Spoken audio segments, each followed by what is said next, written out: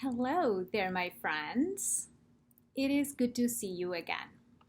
I am Dr. Carr with Living Excellence today, and thank you for participating in this month's growth mindset. This month, we are all about pivoting and building emotional resiliency. Being able to emotionally pivot from difficult situations is very important for a happy and fulfilling life. The things that get in the way may include overthinking the problem, criticizing yourself for the problem, and talking negatively to yourself. They all are different forms of just being hard on yourself.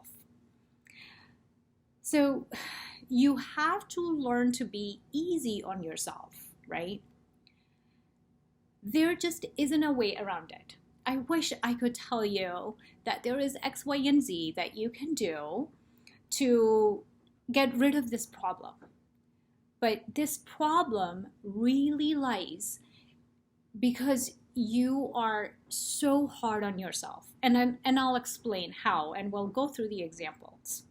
So let's see what you have to do to be easy on yourself. But first, let's review what each of these things mean.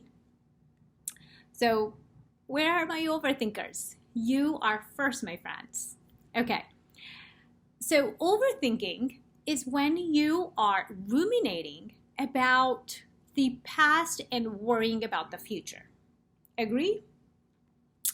So overthinking is usually related to depression and anxiety. In fact, all of the problems are, and I'll say that disclaimer in the end as well.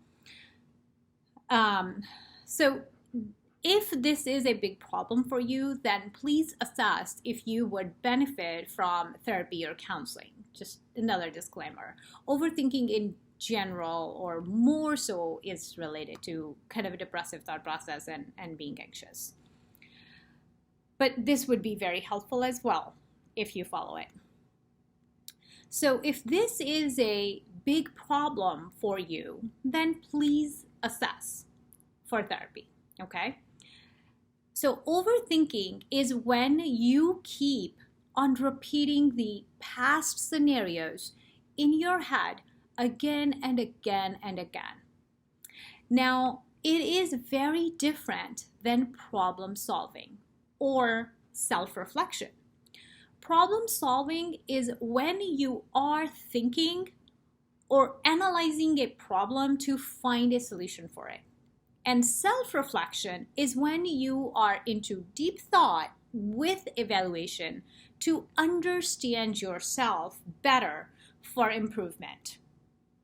Okay? So that's overthinking. Now, self-critics, come on along, you're next. So self-criticism is slightly different than ruminating on past situations or even future worries. Self-criticism is slightly different even from negative self-talk, because in self-criticism, you're negatively, harshly evaluating yourself. So it's not just worrying about the problem, it's not just having a negative self-talk, but you are very harshly evaluating yourself. I'm a bad mom, right? That's an evaluation, not just what can I do to do better for my kids, So we'll go through the examples again.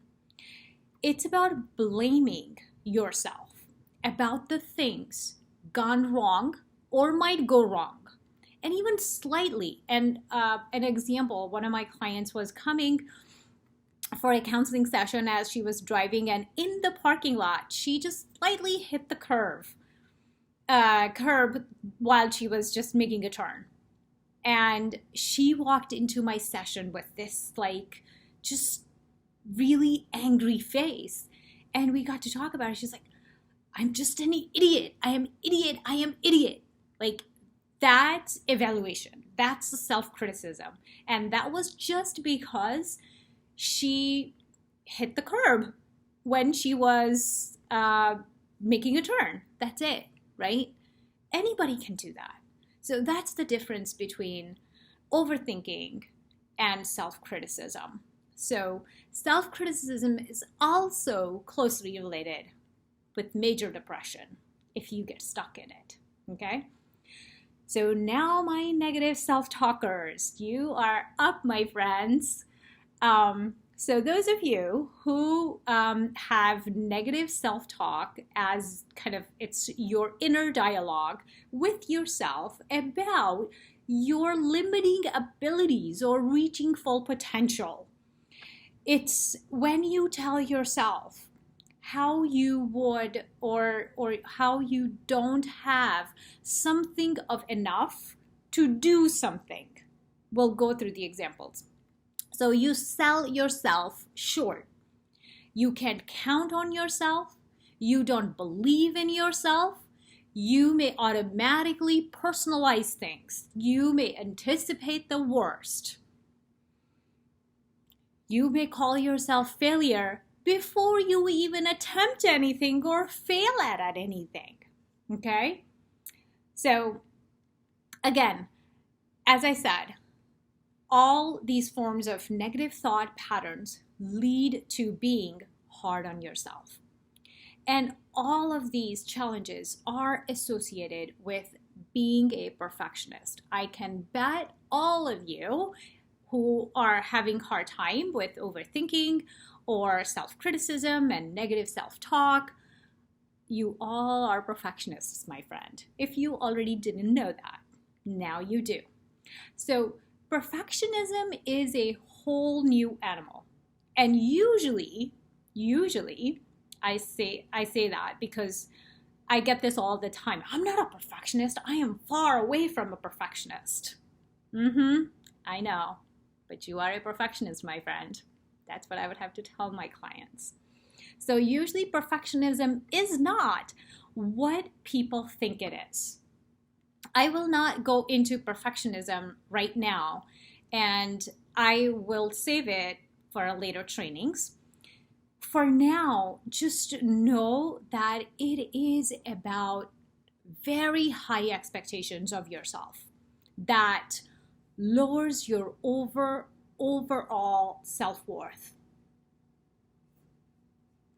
Got it? So it's hard to be a perfectionist and struggling with all those things. Overthinking and self-criticism, they are just kind of invited guests when you tend to be perfectionist, when you have high expectations, and when you achieve 99% of the stuff on your to-do list and 1% is left, and all you can think about is just that 1% that did not make it. Okay? So those are the type of things.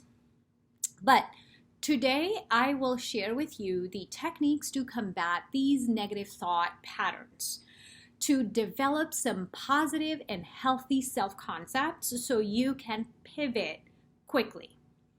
Let's first go over some examples, what these malfunctioning thought patterns may look like in your life. Got it? Okay. I am a loser. I'm not a good mom. I'm just bad at being a good wife. I can't do anything right. Remember that? I'm an idiot. I can't do anything right. I am always in a bad mood. I may not be enough. I may not be enough or good enough for this relationship. I am a failure. I am not an active person. You may or may not have verbalized these out loud, but these are your thought patterns if you pay attention whenever you have hard time pivoting. Okay? So with these examples, you kind of got the gist of it. Now let's work on them. Ready? Step 1. Identify these negative thoughts. As I said, you may or may not have verbalized these out loud, but these are your thought patterns. Although the situations might be different, but the underlying thought patterns of these malfunctioning thoughts are pretty much the same. Or I should say, beliefs usually are the same. Try to identify these patterned thoughts, collect any evidence you may have or from others, whether these exaggerated thoughts are even true or even real, right? For example, I am not a good mom. What evidence do you have that you're not a good mom? Who told you that you're not a good mom? What do you expect yourself to be able to do so you can be a good mom? What exactly do I do that makes me a bad mom? These would be the type of questions that you want to ask yourself so you can identify the falsehood within them or the hidden or no, not truth in them, right? Okay, so step one, to identify the negative thought patterns, right? Step two, now I want you to create a new positive thought to replace it with, after not finding much evidence. And I can bet that there probably isn't any evidence that you are a bad mom, for example. Okay? So another example would be, I can do anything right. The new thought pattern would be, I did dash pretty well. Another example, I am always in a bad mood.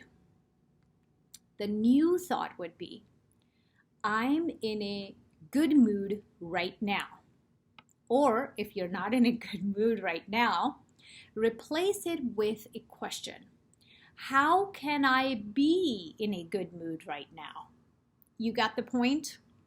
So you're not just letting your mind escape with, I am a bad mom, I can't do anything right, or I'm always in a bad mood, right? So when your subconscious mind continues to hear these thought patterns again and again, then you cannot do much but to just start believing them, right? So step three, every time you get stuck in a situation and can't pivot, I want you to repeat the new positive thought to yourself. It may look like being a phony or fake to yourself because your subconscious mind hasn't grasped it yet, but it will with time. Trust me on that, okay? So step one, identify the thought pattern. Step two, create a new positive thought pattern.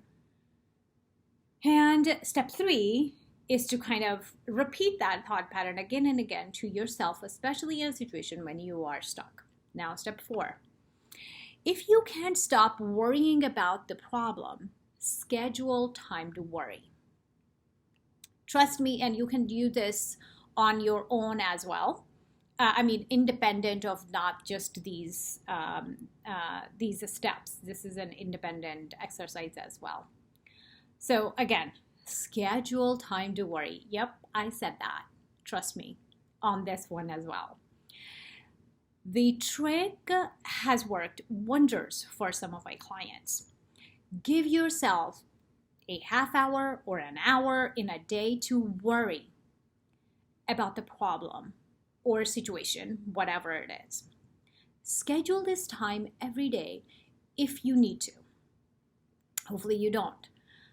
But outside of this time, you just tell yourself, anytime those thoughts, overthinking or self-criticism, negative self-talk, those thoughts come to your mind, this is what you're going to tell yourself. I can't worry about this till the time on my calendar. So till the next time we can add on my calendar. So you missed already, you've done today's part, and then just move on with your life and finish with it. And next time you're going to do it is tomorrow when you have scheduled it. So when you keep on dismissing the thought, it gains a strength because now your real fear of not being good enough is growing, right? We don't want that fear to grow. We want to kind of nip that in the bud, right? Okay. Now, what to do during the worry time? Allow yourself to feel whatever you feel about the situation. You can choose to journal if you want to, but you will have to stop when the alarm goes off. Okay? You can't pick it up until next scheduled slot. This can take you a little bit down the rabbit hole if you are that warrior, would just continue to dig and dig until like you are way past in the rabbit hole. Okay? So journal, think about it, but only for a short period of time. It's a technique not to reflect. I mean, it's good to reflect, but it's a technique to kind of turn that switch off in your mind, for your subconscious mind, to just say, that's it.